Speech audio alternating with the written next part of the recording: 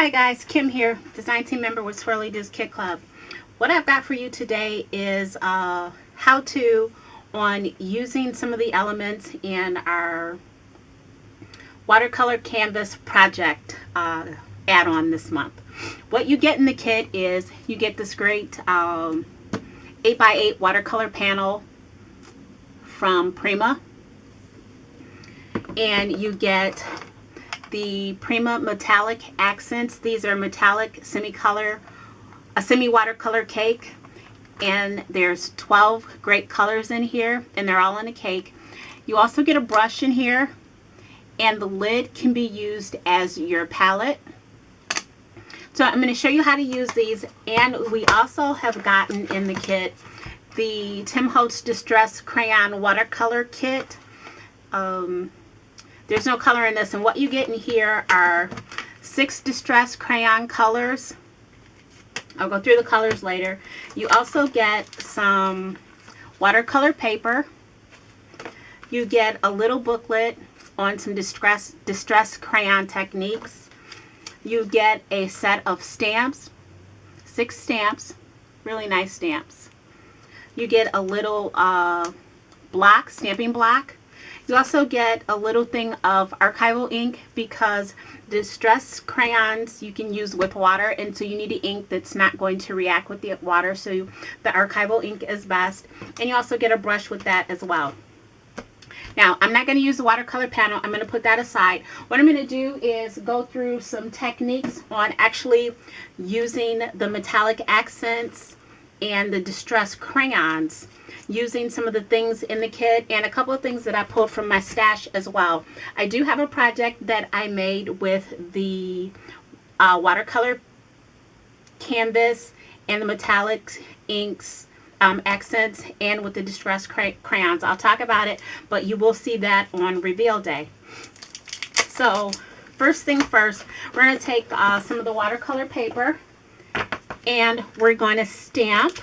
Well, actually, we're going to do the background. Let's go through the colors of our distress crayons. I keep getting caught on that distress.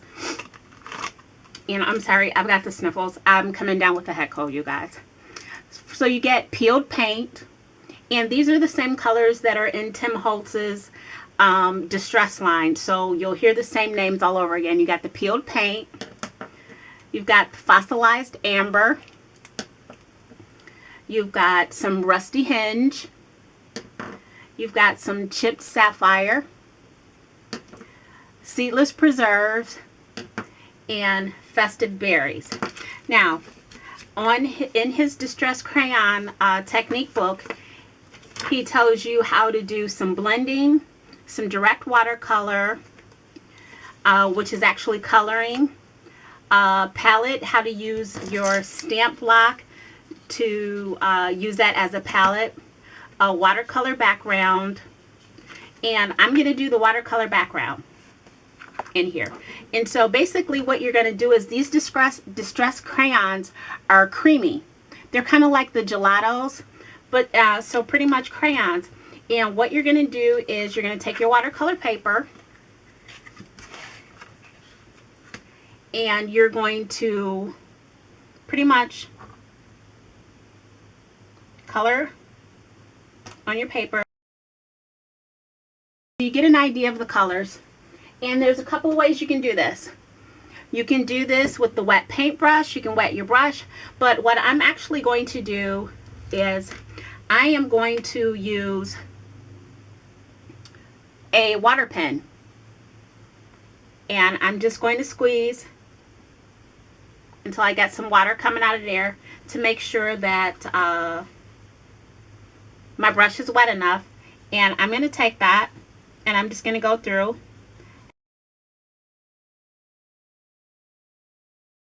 What I'm going to do is I'm going to stamp on top of this. And to help blend those colors some more, what I can do is I can take my stamping block before I stamp on top of it. If I want, so I want to blend out my purple down a little bit more. Pushed a little too hard, but if you do that, you just turn it up a little bit more at the bottom. I kind of pushed a little too hard. What I'm going to do here is, now I've turned that into a palette with some water.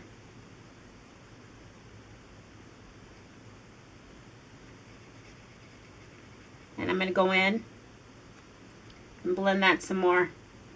These are a little chunkier, so they're not blending as much. But see, you get the idea. With this, you can make this as light or as dark as you want. All right. I'm going to clean that up. And let's go in with a little bit of blue.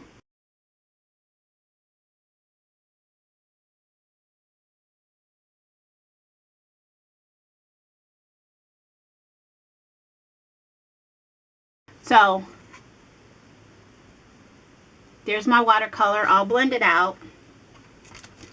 And now what I'm going to do is I'm going to take one of the stamps and we're going to create Tim's sample. So I'm going to take my butterfly stamp off of here, and be careful pulling your stamp off. You don't want to rip it. I like to go around the edges. So right around the edges. That. All right. Get that nice and inked up.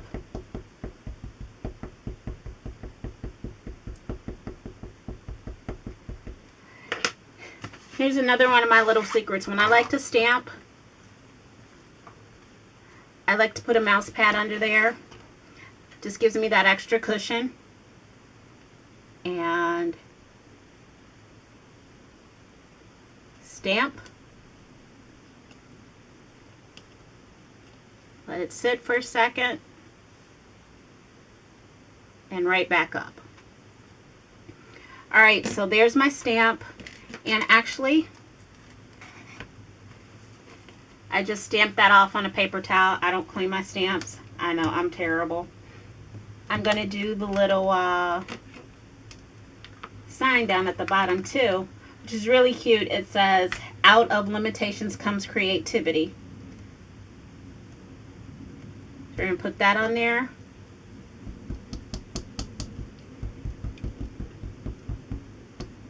Make sure it's inked up really nice.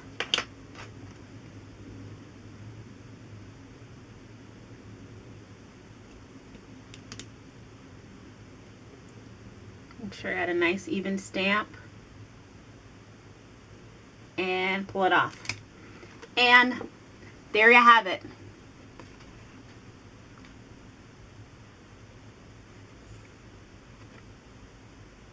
There's my watercolor. Now these are with the distressed crayons on the watercolor paper. Your paper is going to buckle up a little bit from the water, but once it dries, it'll flatten back out. It's made for the water, so it'll do that. But there's my first example. And one of the ways to use your distressed crayons. Another way to use them, and I did use them this way on my canvas. I've got a piece of chipboard. And remember I told you these have the consistency of the gelatos. And I don't know if you've ever tried to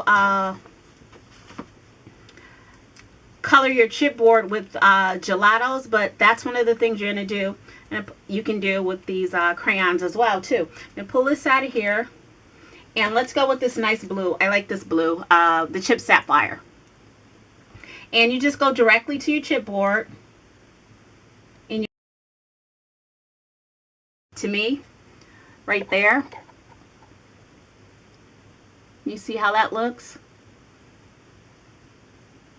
Or the top part you can take, and once again you can go in with either your wet paintbrush or your water pen.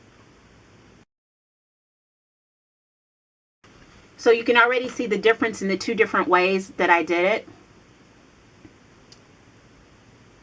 You can see here it's already a little bit lighter, kind of looked a little washed out, and here it's a little bit darker. So those are two different ways that you can also use your distressed crayons. And you can also use them to color directly Here's my stamp. I'm going to stamp the butterfly one more time. So we're going to go ahead and get that butterfly in there. We're going to take another image of our butterfly. And now what we're going to do is just some direct coloring.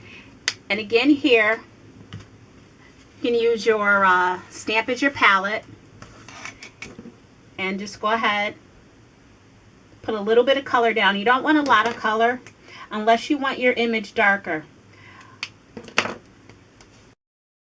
Again, I've cleaned my water brush. Actually, I'm going to use a smaller tipped water brush for this one because this one is a little more smaller spots, a little fine spots. I was using the bigger one, and now I'm just going to use the smaller one.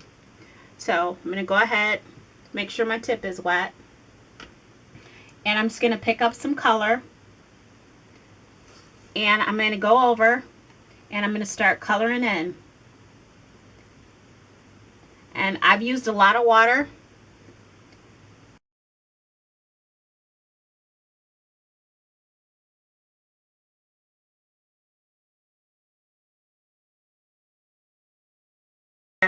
Now you've got an idea of how you can do the direct to paint watercolor.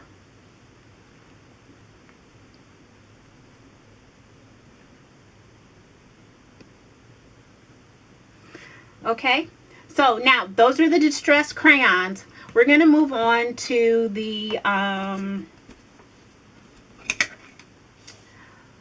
metallic colors here, and they're all in cake form. And you have to add water to these as well. And again, there's a couple of different ways that you can use these as well. You can use these with the water brush, or you can use these with the brush as well. I'm going to use the water brush with these as well. And we're going to go through a couple of different ways to use these. First way we're going to go through is just a simple, here's a simple tag that I did for out of watercolor paper. And there's two ways you can do these. First thing I'm going to do is I'm going to spray, just spritz my watercolor tag just a little bit. And then I'm going to go in with my favorite colors that I've been using. And I'm just going to activate my water brush. And I'm just going to take some color and start adding it to the background.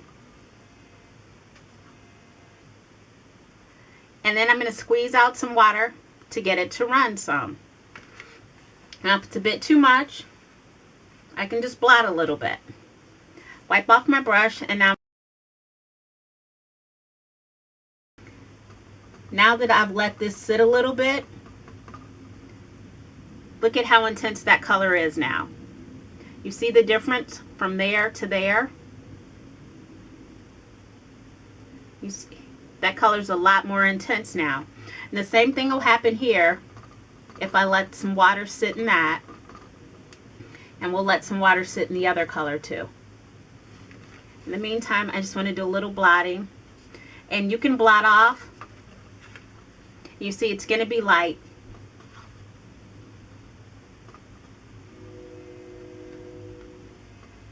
Again here, now look at the intensity of the color versus the first time when I put it on. And again here. So the more water that you add to these colors, the more intense they'll be. Hopefully you can see that. Alright, that was just to show. Now let's move on to a background. I took a piece of watercolor paper, and hopefully you can see I did some masking to it. Let's make a background with these colors. And again, I'm just going to give it a light mist because I want to try and create a background. Now, my color, again, it's going to be really intense here now.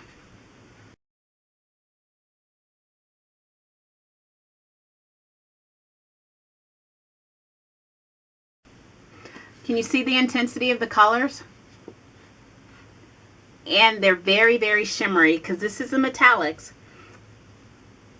Now, cleaning off my brush, and here I go again.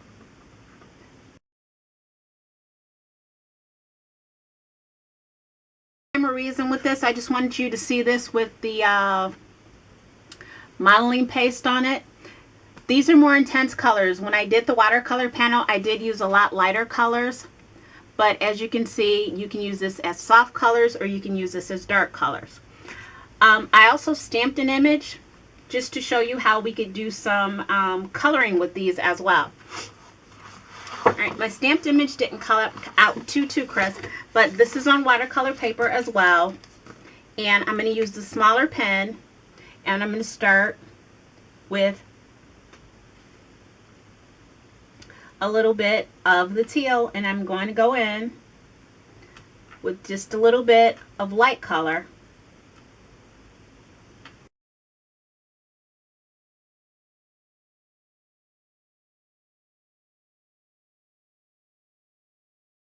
Alright, so there's just a little bit of coloring for you, and again you can see all the shimmer. So these are just a couple of ideas on how you can use the semi-watercolor metallic accents, and also on how to use the Tim Holtz Distress crayons. On reveal day we'll have several projects to show you that were used with